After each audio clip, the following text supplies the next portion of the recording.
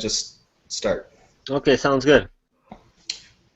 All right, everybody, this is episode 19 of Just the Gi Top podcast. So today we're really lucky. We've got a great local competitor, Dainis Nguyen-Huu. So thanks, Dainis, for being on. Before we get started, we'll do quick introductions. So we have, from left to right, Ahmed Tirani. We have Jordan Short. Hello. And Rami Tirani. And we just want to quickly thank our sponsors. VHTS, very hard to submit. They have gis. It's mainly a gi company, but they also have like hats and whatnot. Right now, they have a 30% off sale going on over there, so you can check out their gis and hopefully get a good deal. We also have Pahada Gear, who's been helping us out a bit too. They have the shirt that Adam's wearing. If you want to just pan down, Adam. There you go. Yeah, like they're really cool designs. There's that one, and then there's the SF Gate one that they just released. And then they're starting to come out with some like hoodies and jackets and whatnot too. So check them out at pahadagear.com. I love that there's a siren blasting the entire time you're doing that. Yeah, I don't know. It's a shady area. But anyways, but yeah, that's it. All right, so as I said, we have Dainis Nguyen-Huu on today. So Dainis is a very accomplished judo black belt, BJJ brown belt. He's making a run at the World Sambo Championships. So Dainis, maybe if you could just kind of quickly go over your martial arts journey for us. Okay, well, I started doing judo when I was 7, and then I did judo for a while, probably until I was, I did judo, I think, until I was, I think probably around like 2022, and when I started jiu-jitsu was when I was 18 years old, actually, because Professor Scott Schilling had a jiu-jitsu club that rented out the mat space from the judo school that I was at 3 days a week, and my judo instructor was friends with him, and he said that in order to improve my judo, I should do jiu-jitsu classes. So they did like a trade-off where the judo competitors, the high-level guys, could do jiu-jitsu for free, and vice versa. The jiu-jitsu competitors could do judo for free. So I started doing a little bit of jiu-jitsu, maybe once a week, whenever I could, because my focus was still on judo. I just wanted to use jiu-jitsu to get better at judo. I actually had a very poor attitude on jiu-jitsu when I started. I actually didn't respect the people at all because I came in straight there and I was throwing all the blue, purple, brown belts. I threw them all, and I was throwing them all, and I didn't care because in judo, if you throw them, you win. And I was just throwing them all, and they didn't like me because then when they got on the ground, they would submit me.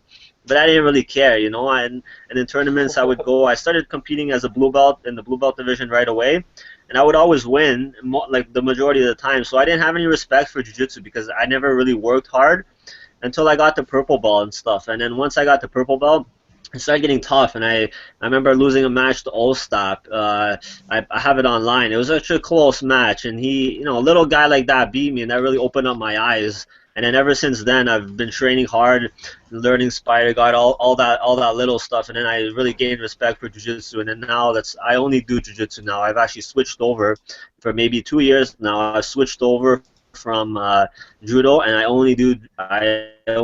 I mostly do jiu-jitsu now. Soon I'm doing a little bit of judo, but I'm just a BJJ guy now. So yeah, that's my story. What caused you to make that switch? Because you said, I remember reading a bit about your judo experience, and it seems like you were pretty invested in it. Like, what made you decide to just focus on jiu-jitsu? Because judo is getting expensive. I had once you get to a high level, you have to go, and every judo competitor's dream is to go to the Olympics, and to go to the Olympics is difficult because you need to get a ranking. You need to go to all these world championships around the world in different countries, and if you place like 1st to 7th, you get a certain amount of points.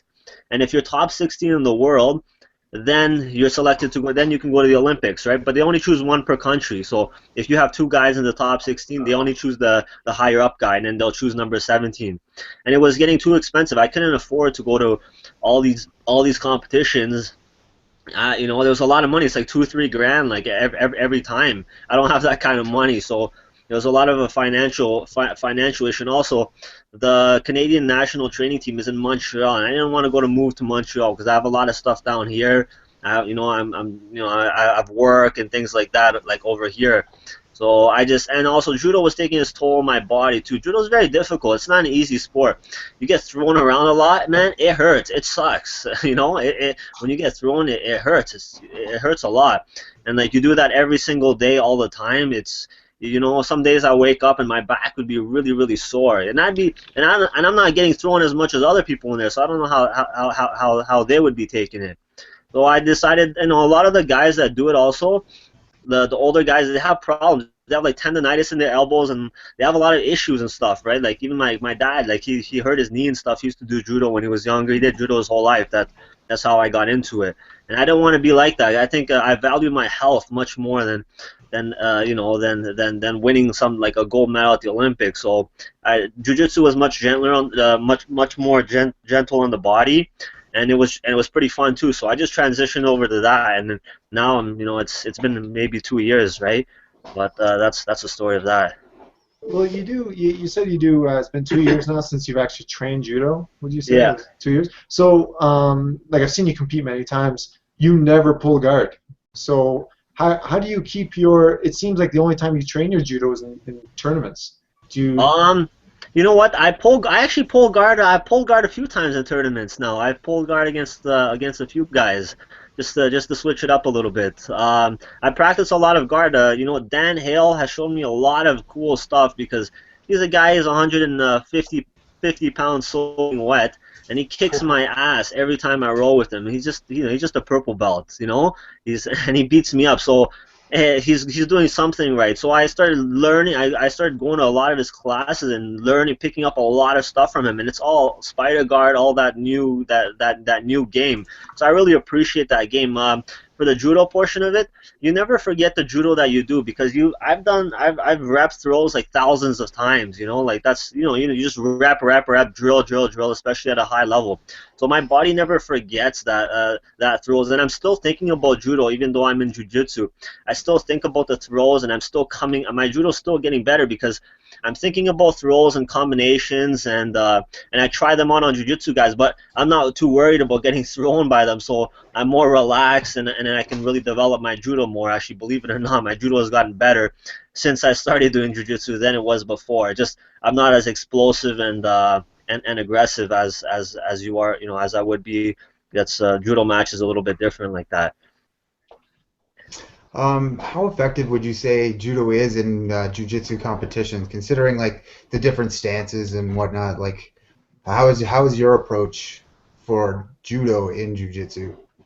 Judo can be very effective. You just have to learn how to use it correctly because the rules between judo and jiu-jitsu are very different. Like in judo, if you just turtle up and after you throw, everything needs to be done very quickly. The refs will just stop it and stand it back up. So judo guys will have a really strong turtle, but they're not they never go to the guard. They'll just turtle up really fast after a throw, and then the ref will stand it back up. It's really hard. Somebody who's turtle up really hard, try to open them up in like 3-4 seconds. You know what I mean? Yeah, you can slowly get their back, but that's not the rules. So in judo, you have to. It took me a while to do this, but you have to modify your techniques to suit jiu-jitsu. So I don't do like a Poncio Nagi techniques where I turn and I give my back to my opponent. I like to do low-risk techniques that don't land me in the guard. So I like doing a lot of osotogari is one of my favorite throws because I throw them and then I land right directly in side control. And also while they're in the air, I've also been working on switching to the armbar. So as I know that the person is falling, I'm already thinking about the armbar. So I let go of the throw a little bit early, and I don't try to throw them too hard, and I jump right into the armbar. So you just have to make the correct transition. It takes time, but you have to, each individual has to modify their game for that. And I think actually Travis Stevens and Jimmy Pedro they just made a new DVD called The Takedown Blueprint, and I've had a look at it. It's excellent. They're the two best judo players I've ever came from the United States. They're much better than I am, much more technical, and they put together a DVD. I had a look over it, and it's perfect for the jiu-jitsu guys. They talk about double lapel grips, judo for BJJ. Travis Stevens is a judo a BJJ brown belt as well. He's killing most of the guys out there too. So he's done a really good job modifying his game. So if people want to check, I would recommend that resource for sure. Yeah, I follow him on YouTube. He's got some really cool videos. More specifically, the one that got me interested in his stuff was the mental game of competing. Never mind just jiu-jitsu or judo.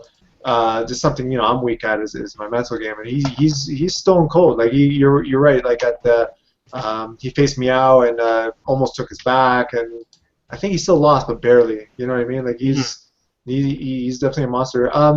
Yeah, so okay, so just going back a little bit, you mentioned the whole thing about you didn't respect jiu-jitsu, which is funny because, well, you do now obviously, but back then, I don't respect judo, right? Like I just, I'm not. Don't get me wrong, I don't. It's It's interchangeable. Yeah, It's funny. yeah. The jiu-jitsu guys, when judo guys come to jiu-jitsu class, they're frowned upon because they're trying to do all these crazy ground techniques, and the judo guys are like, these guys are doing some cheap stuff, man. Like, and so that just stand it up so we could throw you guys, right? Yeah, totally. And then in jiu-jitsu, the guys don't like the judo guys because like, this guy just wants to throw me, and he's not really engaging and stuff. So the guys get a little bit frustrated with each other, and they don't really like each other, kind of, you know what I mean? So it's like that. It's like that everywhere. I was like that too, man. I used to hate jiu-jitsu guys. It's funny though. Like I don't do judo like at all. Like I barely have any takedowns, but when I do try them, I try them in tournaments. Don't ask me why. Like World Masters. Yeah, World Masters. I was there. I saw this guy. His ears are all messed up and everything. I'm like, oh yeah, there's no way I'm gonna stand with this guy. Sure enough, I stood with him. And, but no, it's so I guess where I was going with that is the whole mental. Like I want to just touch on that a little bit. The whole mental aspect. Well, do you have any mental preparation you do before tournaments, judo or jiu-jitsu, whatever it may be? Do you envision things? Do you drill things in your head, scenarios? Yeah, definitely. I definitely do that. What I like to do is what I find works best for me is I had a coach kind of like who was good with that stuff, and he explained to me. He gave me a few useful techniques because I always like to visualize things and see things, play them out before I actually go to the competition. And then I start working. The mental game is something you can always work. You can work every single day. Like when you're in the gym and you're not feeling well, you just have to tell yourself that you are feeling well and you are having a good day, and you're gonna go in there and you're gonna have a good day. And you just suck it up and you just do it. But you have to trick yourself into having good days all the time. You have to trick yourself into it. So you have to do a lot of positive self-talk always in your head. Not like I'm the greatest, but you have to tell yourself this inside so that you start to believe it, because you can't achieve something that you don't actually believe yourself. So you have to do a lot of positive self-talk. Visualizations works well, like practicing a lot of the positions, studying your opponent's game, seeing what they do so you could drill. You don't want to be doing things for the first time in a tournament, so you want to drill that a lot. So even if you visualize what's going on in the competition, visualize all the possible scenarios. When you're in the competition, it won't be your first time seeing it because you've already played it over in your head. It'll be the second time or third or fourth time you're seeing it. So you will be much better in that certain situation, right? Which jiu-jitsu is a game of inches. So I find it's really positively impact my game. Do you find there's a difference in how you prepare mentally for like I know you don't really do judo anymore, but for how you would prepare for a judo tournament versus jiu-jitsu? Because even I had a chance to talk to Travis Stevens a bit at the Jiu-Jitsu Expo, and he was saying that like a lot of the same principles apply, but there are still certain things in jiu-jitsu he just hasn't figured out. Do you feel the same way? Judo's a little bit different because Jiu-jitsu, you can relax a lot during your matches. You have to stay focused, but you can relax. But in judo, you don't have a second to relax, because if you relax for a second, you're going to get thrown and the fight's over. In jiu-jitsu, you have a little bit of leeway. You can get the guy in a position and just, hang on. You can just stop, hang on for a little bit when you're passing the guy's guard. You can, you can be more technical. Judo's very explosive and everything's boom really fast. So you have to be extra focused and attentive while you're doing judo. So you just have to get used to that by going to judo practices and just being explosive and just doing judo. But it's different than jiu-jitsu for sure. Jiu-jitsu, you can be much more relaxed, but you have to be more calculated. You know what I mean? In judo, you have to drill the movement so many times that everything becomes automatic. So you don't have time to think in judo. I find you have less time to think in a match in judo than you do in jiu-jitsu. because everything is much quicker. Okay. Oh, cool. Yeah. So, Okay. Oh, sorry. uh, Go ahead. that's right. So, you know, started in judo, switched over to jiu-jitsu. Where does sambo fit into all this? Yeah. Well, why are you doing sambo, man? That shit's crazy. Well, good question. The FIAS, I've always wanted to go to the Olympics and compete for Canada on the big stage. And the FIAS, the Federation International of Amateur Sambo, basically the IBJJF of Sambo, but they're actually a legit organization, a nonprofit. They're based out of Russia, and Vladimir Putin, he does judo, and he started doing Sambo, but he's also a judo black belt. And his dream as a kid was to have Sambo in the Olympics. So he's actually part of Moscow's budget goes into FIAS, into Sambo, and he's really been pushing for Sambo to be in the next Olympics.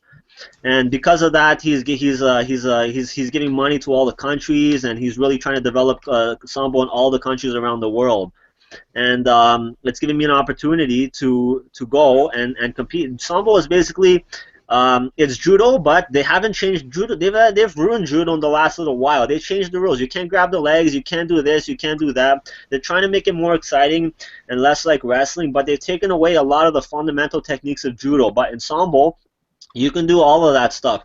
You can do all the throws, double legs, single legs. You can grab the sleeve. You can grab the belt for as long as you want. It's still fast and explosive, and you can also do leg locks. You can do you can reap the leg. You can do for sports Sambo right now. The rules are you can do ankle locks and knee bars, but you can reap the leg. You can do anything you want, and you can do slicers, and you can do calf slicers and bicep slicers, and What about like neck cranks? Are you allowed to do neck cranks?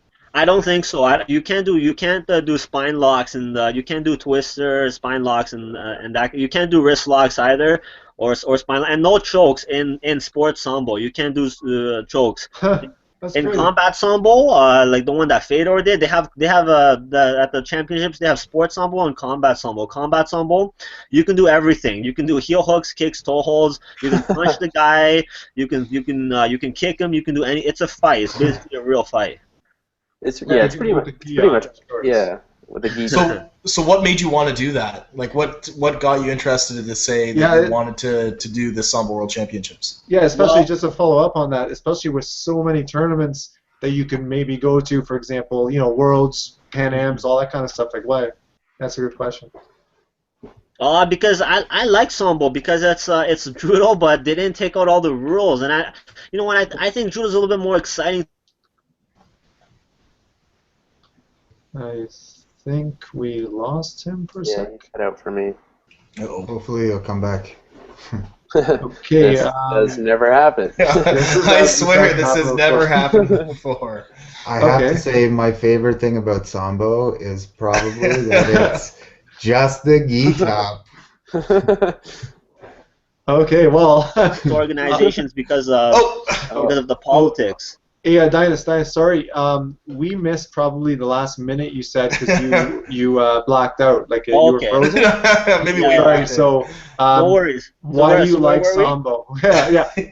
Why do you want to compete in Sambo? And what we heard from you was it's because you like judo and you like the old rules that existed, and then that's all we heard. Oh, okay. So yeah, I like the old rules that existed for Sambo, and it's a little bit different than competing in like the IBJJF worlds because Jiu-Jitsu doesn't really have like an international Olympic committee or something like that viewing like organizing their sport, sanctioning their sport. It's all privatized. It's these IBJJF is a private company that's making money, and a lot of the thing is there's a lot of political decisions involved, so you don't have all of the best players competing in it, and then all these tournaments have different rules. Like Naga has different rules, Grappler's Quest has different rules. Every little tournament that comes up here has their own set of rules. Abu Dhabi has different rules. There's no unified set of rules. So and you're not representing your country when you're doing jiu-jitsu. You're just representing your team. When you're doing Sambo or judo, you're representing your country. Like when you go to World Championships, it's just your country you're representing. You're just Canada. Canada's just one team, everybody. In jiu-jitsu, it's like whatever team, you're Gracie Barra, you're this and that. I really like competing for my country, but I can't explain the feeling. You know, you have to experience it for yourself. But there's much more pride on the line when you're competing, trying to win a medal for your country. You come back. It's nice. So how big would the Canadian contingent be for, like, how many, do you know how many people from Canada are going to be competing? Is there is there a qualifier at all, or is it just an open? Right now, the Sambo is a new sport in Canada, and they're just developing it. So they choose, like, you send in your application, and they choose probably they choose the best guys for each weight class that they think will go to represent Canada well. And we've had some good guys. There are a lot of judo guys and wrestlers that I've trained with that are doing really well. One guy got second at the Pan Ams. The other guy, Adam McFadden, he won. We're sending 6 guys, I believe, and I know most of them. They're all judo guys. One guy's also a judo guy and a wrestler, and the Sambo guy. He does all 3, and he's really good. So we have a really good team. But in the future, what they're working towards is building little tournaments down here. Have a national Canadian championship where people can try out, and then the winner goes to all of these tournaments. But right now, they're just growing the sport. So they're just sending the best guys right now. You know, they're just growing it. So they're gonna have tournaments, and they're gonna start having more Sambo clubs. Like they're small. They're popping up a little bit here and there. Yeah, that was my other question, I guess, is how have you been training for it? Is there a Sambo club you're training at, or you're just basically drilling judo? Or, you know, I know Igor, the owner of Red Star, is a Sambo guy. Have you been training with him, or? Mm-hmm. Yeah, I've been training with all of them. I've been training with Igor every Sunday. I just trained with him earlier today. He gives me a lot of tips and stuff like that on what to do for Sambo. Also, my judo coach, Ron Angus, he's a Sambo world champion himself. So I've been doing a lot of judo to get ready for the Sambo Championships. So I've been working with him. It's basically Sambo judo, almost the same thing. He's been working with me a little bit on the side there as well. And then in Jiu-Jitsu, I've been just playing Sambo rules with guys, so I don't choke them. I just keep going for straight ankle locks or knee bars or quick arm bars, and I try to throw them fast. I've just been practicing basically Sambo on them, but they don't really know, right? Just speaking of knee bars and whatnot, Mm-hmm. just switching gears a little bit here. I've seen you compete, like I said earlier, like you know, very many times, and I've seen you lose a couple matches where you really shouldn't have lost, but you kind of maybe, I wouldn't say threw it, but you did some leg locks that didn't work out, toe holds, and they get up to stand on you, and that's 2 points. I've reffed a couple of your matches doing that. How has the transition been, like, from purple to brown, introduction of leg locks, and now especially with Sambo thrown in a picture where it's like that's like all they do. I think they learned knee bars before arm bars there. So like, how have you made that transition? I know earlier you said you're doing a lot of knee bars, no more chokes and stuff. Is there anything else? Like, are you conscious of the positions you're giving up these days in your training and whatnot? Yeah, I think the thing is in tournaments, I just, you know, I keep switching gears. So for a while, I just go out there and I have fun. Like, I don't take it too serious. I just go out there and I try to have fun, and I try to tap the guy out. And sometimes I've been told that I've been too playful and played around too much and stuff like that. My coach has given me a lot of shit about. I know the fights you're talking about and stuff. So. When I fight good guys, I play a very close game, and I play to win now because I know I lost a couple ones because I was a little bit too playful in the match. But the leg locks is something that I work a lot because I find a lot of people they don't defend their legs very well, you know. And when you start attacking their legs, they all of a sudden they don't have such a good guard anymore because they're worried about you grabbing their legs. That they're not so much with they don't have they don't have such a good guard. You know what I mean? They're trying to hide their legs, so it makes it easier to pass their guard. I find it makes it much easier.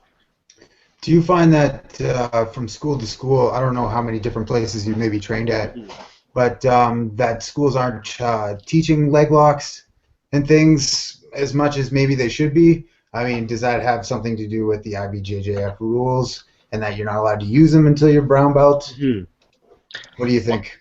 Well, yeah, different schools have different rules. A lot of schools they let all students do all submissions except for heel hooks, obviously. But some schools that I've been at, they only let you compete at the IBJJF rules. So if you're a brown belt and you're facing a white belt, you have to play white belt rules.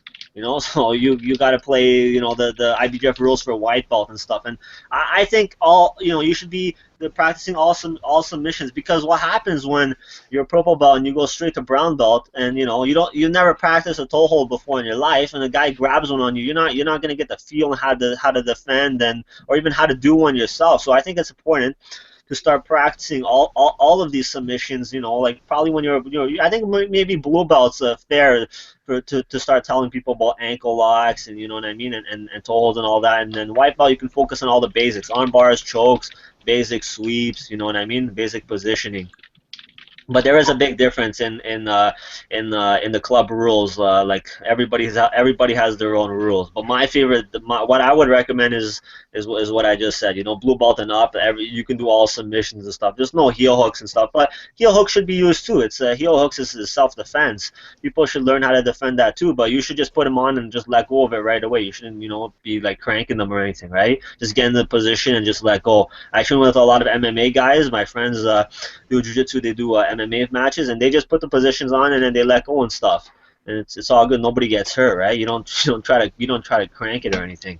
Yeah, I think we talked about this before too, where like you might be a purple belt, but maybe you're a white belt at knee bars, right? Exactly, yeah. Ahmed's just hoping to never get promoted to brown belt. If he ever tries to you know what, guys? I've grown a little bit. I'm starting to try to look for them at least, or defend them better. Like, I don't know. Yeah, it's we don't learn too many anymore. I don't think. Jordan, correct me if I'm wrong, but we don't learn them very often, right? Like we do them sometimes. Sometimes, right? So I don't really get. Well, we don't have a whole lot of like practitioners at our club that like really go to knee bars and things like that either. Mm-hmm. Well, yeah, because when the white belts come in and try to knee bar Ahmed, he messes them up and then they never come out. Well, like I've had a couple white belts try it on me. I'm like, no, you're not going to do that. But no, I definitely no. Like, don't get me wrong, guys. I respect the knee bar game and everything, but especially with the bolo, which takes me to another question: is how is it that you brown belts are like have this intolerance to like toe holds and I noticed that actually. Yeah, you guys just spin and spin and spin like forever, and I feel like when I try that, I always just end up tapping earlier. Rami just rolls the wrong way. yeah. Like what is it with I don't know. Like maybe I'm just not learning it right, or maybe you guys are just used to it. Maybe you popped a lot of tendons or something. I don't know, but is it just like that? You're just getting more durable to them, or you shouldn't have popped a lot of tendons in your legs, because the last thing you want to do is develop tendon flexibility. You know what I mean? You don't want that. That's bad. That's a very bad thing to have. I think you just learn to defend them better, and you learn, because there's certain ways that you can flex your foot that will make it hard for somebody to finish a toe hold, and you'll get it's just getting a feel with it, because now I train with a lot of guys and they do a lot of that stuff to me too. So I get used to it, and I guess it's just about who you train with, right? Like if somebody like that you train with, they're really good at let's say like arm bar from guard. You're gonna be really good at defending that position because you train with that one guy that does that all the time. So if somebody tries to do that to you in a tournament, you've already defended it a million times. There's no way. There's a very small chance that the guy's gonna hit that on you. It's the same thing with with training with a guy with leg locks. Like you want to train with guys that are really good at things that you're not that you're weak at defending, because you get good at defending them really quick. I'm really good at attacking ankle locks and like leg locks, toe holds. The guys that I train with, I'll get them in a lot of leg locks, and then the next week it'll be 10 times harder to get them to leg lock because they're already adapting. You know what I mean? They're already adapting to it, right? You naturally adapt. People aren't gonna nail you with the same technique like over and over and over again. We eventually learn, right, how to defend them. So I find it's important to practice with a lot of people that do a wide variety of techniques. I don't know. Cool. Hey, you guys okay if I ask a couple from YouTube? Yeah, go ahead. Yeah, that works. Okay, cool. Yeah, so like Dainis, like I mentioned to you before we went on air, we have questions on YouTube, and there's a couple, some from some of our regular fans, but some from some newer people as well. So ideal scenario for your martial arts journey. Okay, so BJJ competitor, coach. You thinking MMA, Sambo? You know, school possibly. Like, what's the 15, 20-year plan? I mean, you're only 25 now. I'm 23. Shoot, you're only 23.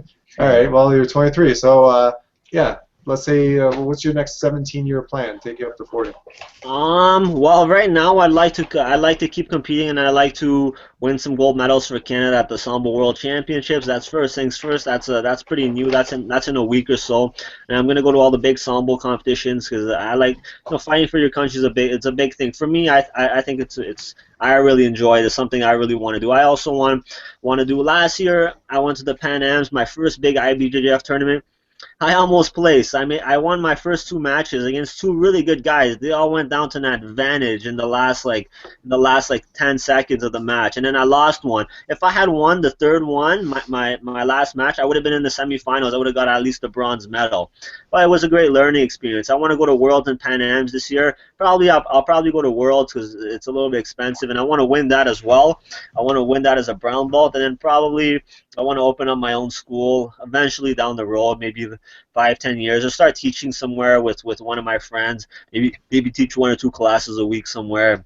Eventually, I want to do that, but right now, I just want to focus on my training. I also write articles and stuff like that. I'm opening up. I'm going to be launching a website soon. I write articles about health and fitness, and just because I've learned a lot like towards my life. I used to be a very unhealthy, fat young kid when I was younger, and I transformed my whole life around thanks to right guidance of a few people. So I want to share the knowledge that I have to people so that they could just read my articles. They're free. Anybody can go read them, and I want them to take that same information that I use so that they can change their life in the same way that I've changed my life. When are you launching that site? Pretty soon, probably in the next month or so. I have it all ready. The whole website's ready. I just have to buy a domain name, and I'm working with my friend who's helping me out with that. And then we're gonna buy a domain name soon, and we're gonna launch it. I also do personal training for people and stuff like that. So I'm just I have a few clients now. I'm just building that up. Before I changed career paths so many times. First, I went to school for this, and then I switched over to that, and I finally found my passion. So it's been a crazy journey for me. Excellent. Any follow-ups, guys? Because I have more. I have some more. Yeah, go ahead. Keep going. Yeah. So the other one was this is actually an interesting one. I'd like to know this. Transitioning your takedown for nogi. So the nogi takedown game is, as far as I see, and I'm by far an expert, but is a lot of singles, a lot of doubles, a lot of wrestling, essentially. Yeah. And you coming from a judo background, how have you adapted your takedown game towards, nogi jiu-jitsu? I had to learn some wrestling because in judo we stand very upright since they took out all the leg grabs, so we don't do double legs and stuff. So I wasn't used to defending that at first, but I've become accustomed to it. Now I stand in a wrestling stance when I do it, and all my throws, it's the same way, but I use underhooks and overhooks, and there's certain throws that you can that work easier for no-gi. I played around with it. I have like a few different money throws that I do in no-gi. They're a little bit different than the gi. The only thing is you have to modify it with instead of grabbing the lapel with your hand, you have to get an overhook or underhook, and then and that's it. And then you can do almost all of the same throws off of that. Okay, so you know what? Carl Parisian has a great book for that. How to modify your judo for no-gi. Carl the Heat Parisian. He's got a little book, like one of those instructional books. Like Marcelo Garcia's X Guard. He has a book you can get for like $20-30. So if somebody wants to learn all the no-gi stuff, he's got tons of great stuff in there. Like I would definitely recommend that one. Great resource, right? He's got tons of different techniques you can try. He's modified his game very well for no-gi. He threw a lot of, he threw around Matt Serra in the UFC and a few other guys. Do you prefer the gi or no-gi? I like them both. I like gi. I think gi's a little bit more fun. You can do you can do more tricks. I don't like no-gi because I find people can stall a lot, and if guys want to stall, they can stall a lot more. Like in closed guard, you can't break down their posture. You know what I mean? I find I like gi a little bit more for sure. I think there's more things you can do, and I like gi. I don't know. I enjoy it more for sure. The another question we had was how do you so if you got somebody who's in a low stance on you, right? And how do you and again, a lot of your throws are from standing up. I guess how would you take them down? Well, give us a scenario. Let's say I'm coming up at you, and I'm like really low stance, you know, almost squatting position, walking towards you, and you know, like, and I'm not gonna pull guard. Let's say the guy's like, I don't know, he's playing some game. Like, well, what would your ideal takedown be? Break us through that. I do a lot of guillotines now because guys that like to go low, so I do a lot of guillotines. I get a head and an arm, and then I pull them down, and then I run, and then I just sprawl out, and I run to the back. I do that a lot, and if I can't get that, I like to get one underhook, and then my other hand, I'll get an overhook. I'll go over their arm. It's almost like we each have one underhook, and you know what I mean, like we each have one on one underhook on each other. Then the arm, like this arm where his arm is under me, I like to get a body lock and then hook with my leg that's with my arm that the same side that my arm is going over his other arm.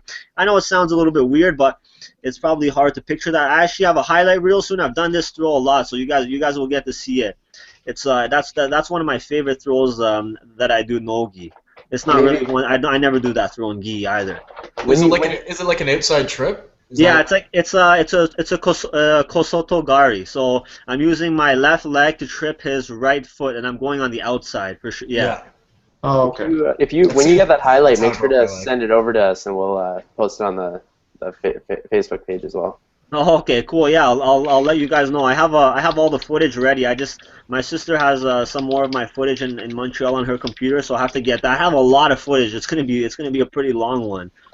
Okay. Cool. Well, it's I noticed Scott Schilling, your professor, he's got a pretty kick-ass highlight reel. Yeah, he does. Yeah. Like some hardcore stuff. Like he was a beast like back then. I'm not sure so much if he's competing. He's not competing anymore now, is he? Does he do? No, he hasn't competed in a while. He just teaches now. Okay, all right, that's cool. Yeah, he's definitely got a very aggressive style of jiu-jitsu. Oh yeah, like I'm looking. I mean, back in those days, I mean, it looked rough. Like he was neck cranking guys all over the place and stuff. It was it was pretty awesome. Yeah.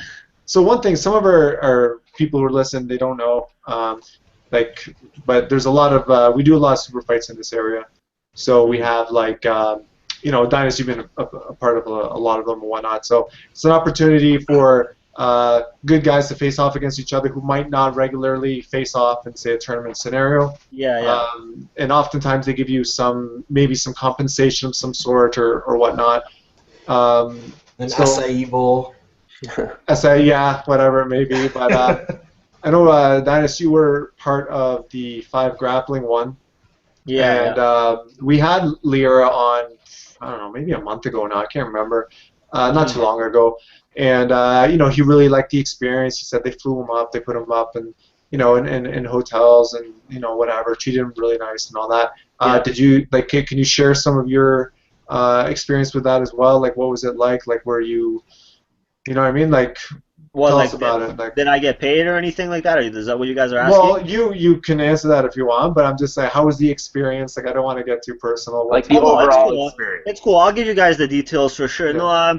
No, Ricardo, originally Arthur was supposed to fight Michael, but then he couldn't because Michael got his brown belt, and Professor Galval asked Ricardo if he can get a brown belt to fight with him, of course, or black belt. I think that's what he asked. So then he asked me if I wanted to do it, and I said for sure I'll do it. And then that was that. I know I didn't get paid for it. I just did the fight, and I had a good time, and that was that. Because I live close to there, so I just went there and stuff, right? But Michael lives far away. He's a guy I guess everybody hasn't seen compete around here, so I would expect that they took care of his flight and hotel and stuff like that. When you were getting ready for that, sorry, go ahead. Sorry, I wasn't gonna go ahead. When you were getting ready for that, was there anything specific that you did? Because I remember we asked him, I think, and he was saying that he even tried to look up footage and stuff. But did you feel like you had to do that, or did you just kind of wing it? No, I never wing it. I never wing it. I Okay. tried to play by the 5 grappling rule, so I worked a lot of stuff with Dan, with my friend Dan Hale at his place. I did a lot of work with him there, defending the Berimbolo, playing a lot of those positions. And the thing I did the most, and I almost successfully pulled it off, is in 5, you do a double guard pull, the guy who comes out top gets 2. So I did a double guard pull. I came up to get my 2, but as I was doing that, he didn't let me do that. He came on under for the Berimbolo, and it was just a downhill battle. It was just a downhill battle, like from that point on. The guy was very good, very good. I underestimated him a little bit. You know, he was very good. He was a little ninja, that guy. Yeah, I mean, he's a phenom now. He's still like he's winning. I don't think he's And lost as a brown belt. I think he lost because at the Expo he lost one of his Yeah, matches. But Oh, yeah, I did think he? he did. Oh, yeah, but he okay. did finally face Marcio Andre, and he beat him in like 10 seconds. Oh, yeah, I that's saw that right. match. Yeah, Yeah, I straight saw ankle that lock, on right? Yeah. Instagram. Yeah. Yeah, he's known for those ankle locks. So, Yeah, that was crazy. so yeah, so like, what did you learn from that? You went probably against one of the top brown belts in the world right now. So, Hmm. what did you take away from that? Did you, you know, did you analyze the tape? No one's gonna bolo you anymore? Because I saw you at against Darson not so long ago, and Hmm. yeah, he was going for it, but you never got boloed once. So I Hmm. guess you did your homework after that. Yeah, you know what? It's always you're always getting better and you're always improving. And I just started taking jiu-jitsu seriously maybe about 2 years ago. So all of this stuff is very new to me because some of a lot of the places that I train at, they don't do all that new. They don't do that berimbolo. Nobody does. Nobody plays that game. So it was a new game to me. I've been playing it for maybe a couple months, maybe 4, 5, 6 months, just seeing it for the first time, and I've just been getting better and better at defending it. I work a lot of stuff with Dan. He helps me out a lot with it. And I've just been it's just a work in progress. And from the fight, of course, I could have done some things better. So I looked over it, and I just kept working Dan had a look at the tape, and he gave me a couple pointers. But I'm always working, regardless of a tournament. I'm always trying to get better, and I'm always trying to do little things. Whether somebody catches me something in class, oh, how did you do that? Can like I'll ask somebody, what's the defense for that? How can I get out of that next time? So I'm always trying to improve something every single class. So I think that. So he got me in that point in my journey. I'm a lot better now than I was then. I'm always trying to get better, always trying to improve, regardless of the tournaments or any of that stuff. Very good. Go ahead on it. No, well, I was just gonna touch back about super fights again. I was gonna see if there's anybody he'd like to face. Is he having one in his mind? International or local or whatever it may be. Maybe you want to meet them in the pants or Not even whatever. not even super fights. With But some dream match. Yeah. Just like who would you like to face? Who would be an honor to face? Besides besides Adam Cousins or someone like that. Obviously. I'd like to fight Jordan Schultz because we had a very close fight at the Grappler's Quest Worlds and in the finals, and he beat me. And I almost threw him right into an arm lock at the beginning. He barely got out of that one. I definitely like another match with him because I was very nervous for that match. And I've been waiting around like 8 hours before I got to fight for that one. I definitely like he's a very very game competitor also. So I definitely like to have another go at him. I like to get a match with all the good guys. No disrespect, but I just want to fight the best guys there that are out there. I want to fight. I see Johnny's doing very well. I've never got a chance to go against him. I just want to test myself out against all of these guys. He's probably a great competitor. He's a little bit smaller than me. David Aguzzi is a pretty good competitor. I'd definitely like to get him a match in with him. That would be excellent, And I just want to fight the best guys. I want to fight new guys, the best guys, and yeah, that's that. That's it. I like a challenge, I don't want a match that I think I'm gonna win. I want a match that's gonna be, it could go either way. That I don't know what's gonna happen. I'm gonna have to train hard, but you never know, right? You want to fight the best guys. I want to fight the best guys. actually, I remember like you were saying you did that one throw and it's like your favorite throw and it lands in an armbar. I actually Yeah. remember I bought the stream for Pans, I think, And Yeah. then I was like, oh, it's Ben Henderson's division. I'm just gonna watch it. And the next thing I know, I see you coming in. I think you won your first 3 fights or something. And I Yeah, think you I started won every my match first two that way. matches. Yeah. Oh, okay, okay, yeah. But every match started with that throw, I think, too. Yeah, my second match, I did that throw 4 or 5 times straight into the armbar. But the guy I fought, Morris Ayala, who's actually really good. If you look him up, he just fought Keenan. He gave Keenan a run for his money at the Abu Dhabi trials. He's a black belt now, Oh, and yeah, yeah. he was a really strong guy. He kept getting out of it. Every time I threw him and I went for the armbar, he would get out of it. So I wouldn't even get any points. He was so strong. He would just scramble to get on top and stuff. But I've learned my lesson. I can't always go for the armbar on good guys. It's kind of risky. I should just take my 2 points and just and work from the top position. I get a little bit greedy sometimes and I go for it, you know? Yeah, I remember when I watched it, I'm like, damn, he wants to win every match in like 2 seconds. Yeah. That's It that, does that was look the pretty idea. nice. It looks pretty nice if you can finish that way, though. Yeah, but guys watch you and they watch your tape. You're not gonna be able to pull that off on guys. So I give guys, like really good guys now. I've matured in my game that I don't go for too much crazy stuff anymore unless I'm losing. I try to play a little bit more intelligent. Before I was a little bit rash, just going for a lot of crazy stuff. But now I've really slowed it down and play like a slow, methodical, technical game. I respect that. That's good. Um, Adam, I was just gonna actually, yeah, I was just one last question just through YouTube, and then we can probably wrap it up. Yep. So Dainis, just in regard, this again is off YouTube. How do you learn new techniques? So do you go through videos, books? Is it just classes? There's so much material out there, so wondering what you do. Like, does your professor bring new things to the table? Because the game is changing, pretty fast right now. So what do you do? Do you tape guy? You instructional guy? What do you do? I do all of the above. I train at a lot of different places with a lot of different training partners, and I go to as many open mats as I can. And at the open mats, I get a chance to train like with a lot of different black belts and a lot of different other people. And everybody's got their own style and take on things. So I'm always sharing my knowledge with people, and I try to help them out, with things that I see they can do better. And there, people are always trying to share things with me as well. And I'm very grateful. So I learn a lot from individual people and like different people with different styles. So for example, I train with Dan. Sometimes all he does, he plays all that new game, all that very very technical passing, leg drag, berimbolo, very technical, that kind of game. But then I'll go roll with somebody with my friend Sam or something. He's got a different game. He's got a very unorthodox game where he's very good at sweeping you, but he just smashes you just with with like very basic jiu-jitsu, but it works very well. And I also so I learn a lot just from rolling from these people. They're always sharing their ideas and like their philosophies on jiu-jitsu with me.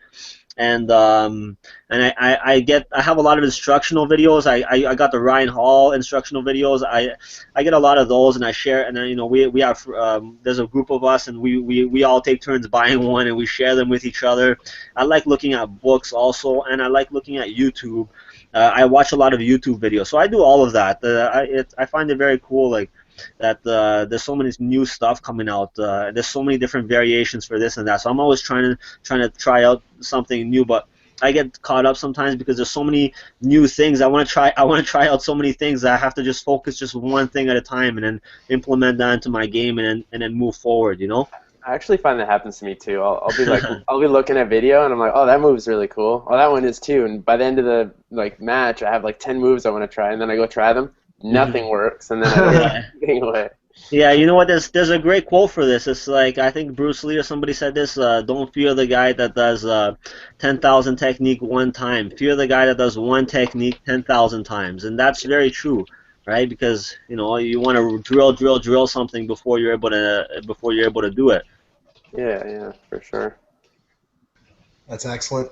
Dainis, are there any kind of closing comments you wanted to make? Any sponsors you want to thank? Anything like that? We're just kind of coming up on our hour. Well, I want to thank you guys for having me on here. I appreciate it. It was nice. It was a good experience. I want to thank Red Star, my favorite sponsor. He helps me out a lot with all my competitions and my gis, and he gives me all the gear, and he's helping me for the Sambo Worlds. He helped me with my seminar to go to the Sambo Worlds. I really appreciate it. I want to say thank you to all my training partners everywhere that I train. You guys know who you are. There's way too many people to name.